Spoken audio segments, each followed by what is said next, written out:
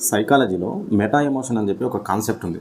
దాని మీనింగ్ ఏంటంటే మనం ఫ్యూచర్లో జరగబోయే డ్యామేజ్ని కానీ లాస్ని కానీ ఇమాజిన్ చేసుకొని ప్రజెంట్లో దానికంటే ఎక్కువ డ్యామేజ్కి గురి అవ్వడం. అంటే మనం ఎగ్జామ్స్లో ఫెయిల్ అవుతామనే భయంతో అతిగా టెన్షన్ పడి నిజంగానే ఎగ్జామ్స్లో మనం ఊహించిన దానికంటే తక్కువ మార్కులు తెచ్చుకోవడం. ఇదే ఎగ్జాంపుల్ని నేను రీసెంట్గా జరిగిన ఒక సంఘటన ద్వారా చెప్తాను.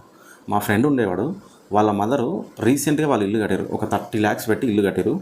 తర్వాత ఇల్లు కట్టిన వెంటనే వాళ్ళ చెల్లికి మ్యారేజ్ చేయాలని చెప్పి ఒక 15 lakhs ఎక్స్పెండిచర్ పెట్టారు. అంటే గోల్డ్కు తర్వాత వరకట్నానికి మొత్తం కలిపి.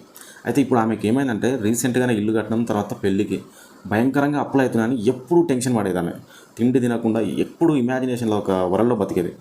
కొన్ని రోజుల తర్వాత ఆమెకు పెరాలసిస్ వచ్చింది ఈ టెన్షన్స్ వల్ల.